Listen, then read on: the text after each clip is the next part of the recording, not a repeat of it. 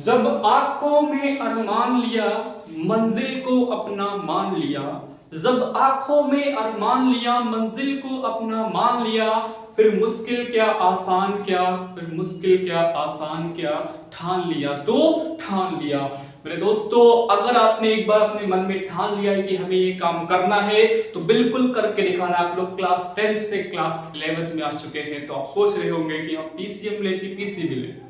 अगर आपके घर के कंडीशंस अच्छे नहीं है तो मैं आपको सजेस्ट करूंगा पीसीएम ही ले, अदरवाइज आप कुछ भी ले सकते हैं, आपकी मर्जी। लेकिन अगर अगर अगर आपके घर के कंडीशंस अच्छे नहीं है तो मैं कहूंगा आपको मैथ्स ही लेना चाहिए, क्योंकि मैथ्स बहुत कुछ है, बहुत कुछ बयां करती है अपने शब्दों के अंदर। आप शब्दों के अंदर जाएंगे तो आपको मैथ्स का असली मतलब समझ में आएगा।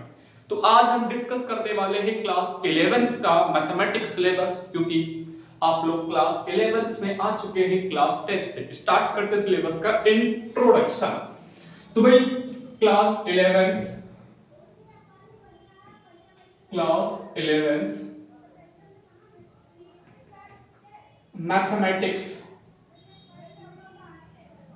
मैथमेटिक्स सिलेबस, क्योंकि मैथमेटिक्स जो है आपका बिल्कुल कोर है।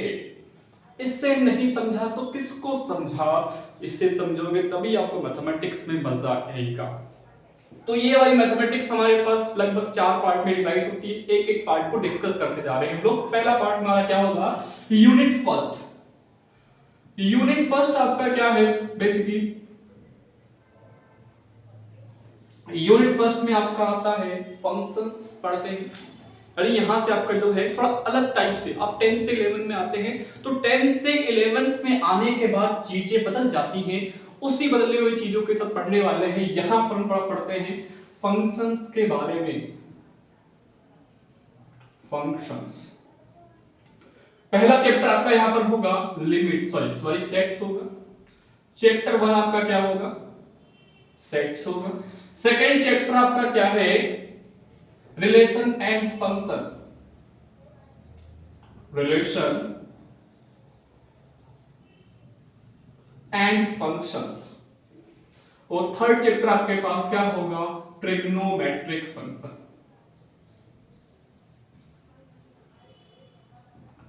ट्रिग्नोमेट्रिक फंक्शन ये आपकी मैथमेटिक्स की जान है। Sets, function and trigonometric function. जिस बच्चे को भी मैथ्स आती है मतलब उसको इन चैप्टर्स का डेप्थ नॉलेज होना चाहिए। अगर इसका डेप्थ नॉलेज आपके पास नहीं है तो आप मैथमेटिक्स में कुछ नहीं जानते हैं, ऐसा मैं बोल सकता हूं। बिकॉज मैथमेटिक्स की बिल्कुल सबसे बेस जो है वो आपका बेस मजबूत करता है 11th के अंदर ये 3 चैप्टर। अगर आप इसको समझ लेंगे तो आपकी पूरी मैथमेटिक्स समझो यहीं पर खत्म हो जाएगी, क्योंकि ये क्या है आपका, ये आपका है क्लास 12 का बेस। ये बेस जब मजबूत होगा तो कोई भी क्लास का क्वेश्चन, चाहे 11th का हो, चाहे 12th का हो, चाहे ग्रेजुएशन का हो, चाहे किसी लेवल का क्वेश्चन हो, आप सभी क्वेश्चन सॉल्व कर पाएंगे।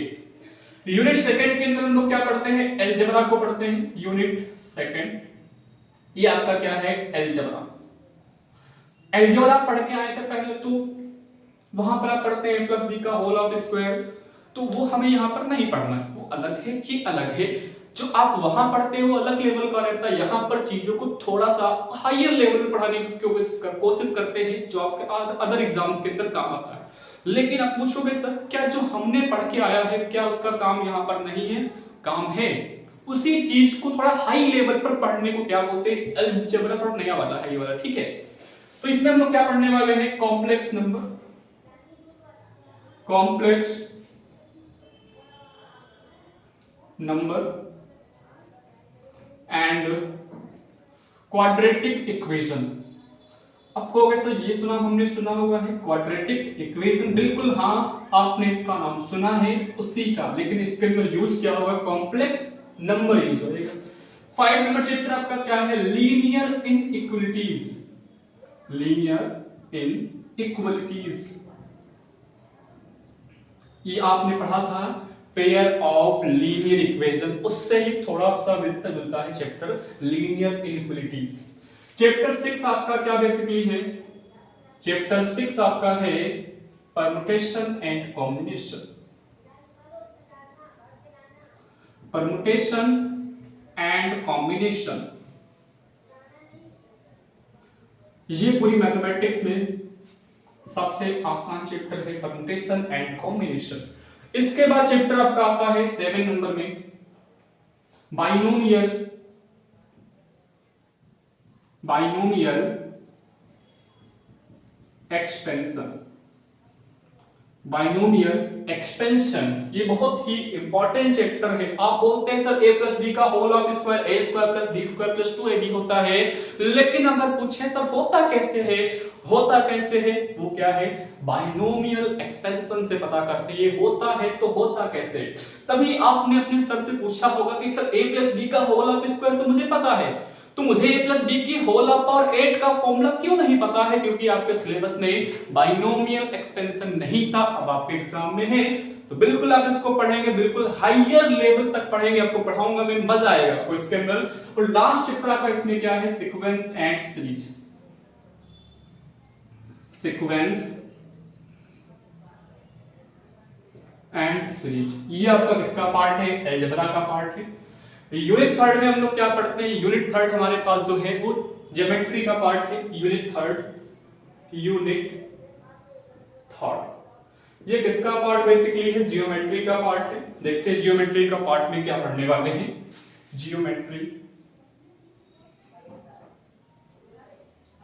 पहला क्वेश्चन चैप्टर इसमें जो पढ़ेंगे वो क्या है, स्ट्रेट लाइन। पहला चैप्टर यहां पर क्या पढ़ेंगे, straight line. Sir straight line आपने पढ़ा होगा ना, कोऑर्डिनेट ज्योमेट्री। कोऑर्डिनेट ज्योमेट्री को उठा के हमने कहा रखा स्ट्रेट लाइन के अंदर।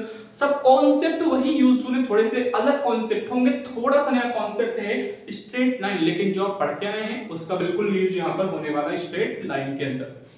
चैप्टर 10 आपका क्या है बेसिकली, चैप्टर 10 आपका होने वाला है conic section, conic section.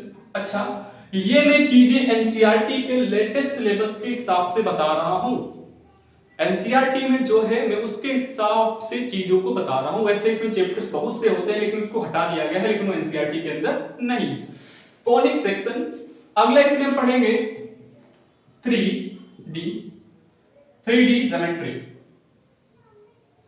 3D geometry. इसके बाद जो यूनिट नंबर हमारे पास 4 है, यूनिट 4, यहां पर हम पढ़ते हैं कैलकुलस का पार्ट। एक ही चैप्टर यहां पर है कैलकुलस, कैलकुलस, कैलकुलस। ठीक है, कैलकुलस का पार्ट हम पढ़ते हैं यहां पर है किसके अंदर, यूनिट 4 के अंदर। बहुत ही आसान पार्ट है। 11 12 नंबर चैप्टर आपका है limits and derivative, limits and derivative कहां पढ़ते हैं, यूनिट 4 के अंदर। कैलकुलस का ये सबसे अच्छा वाला पार्ट है। जिसकी कैलकुलस मजबूत होती है वो बच्चा माना जाता है कि मैथमेटिक्स का गॉड बन सकता है कुछ समय के बाद। अरे गॉड का मतलब ये है कि मैथमेटिक्स को उसको उसके आसपास घूमते रहती है जिस बच्चे को लिमिट्स चैप्टर्स अच्छे से आते हैं। ठीक है, यूनिट 5 यहां पर है, केवल लास्ट यूनिट यहां पर पढ़ते हैं। ये आपका क्लास 10th लेवल का ही है। यहां पर हम पढ़ते हैं स्टैटिक्स वगैरह। यहां पर हम क्या पढ़ते हैं, स्टैटिस्टिक्स एंड 14 नंबर चैप्टर आपका क्या होगा, प्रोबेबिलिटी, प्रोबेबिलिटी। तो आपके इतने चैप्टर्स पढ़ने, 14 चैप्टर आपके मैथमेटिक्स के अंदर, sets, relation and function, trigonometric function, complex number, complex number and quadratic equation, linear inequalities, permutation and combination, binomial expansion, sequence and series। Unit 3 में आपका ज्योमेट्री है, straight line, conic section, 3D। ये जो हमारा है basically क्या है, 2D geometry की यहां पर बात होती है, यानी कि दो ही कोऑर्डिनेट्स की बात होती है, x और y की। ठीक है, अगला हमारे पास क्या है, कैलकुलस। एक ही चैप्टर है लेकिन चैप्टर की यहां पर स्टार्टिंग होती है। ये एक चैप्टर क्लास 12th में 5 चैप्टरों में कन्वर्ट हो जाता है। तो लिमिट्स एंड डेरिवेटिव पे आपको फोकस बहुत ज्यादा करना है, तभी आपको मजा आने वाला है। और यूनिट 5 में हमारे पास स्टैटिस्टिक्स है और साथ में क्या है, प्रोबेबिलिटी है। तो जो बच्चे को प्रोबेबिलिटी स्टैटिक्स पहले से आता है उसके लिए बहुत अच्छी बात है, क्योंकि ये क्लास 10 लेवल का थोड़ा रहता है, इसमें बहुत हायर लेवल की बातें नहीं करते हैं।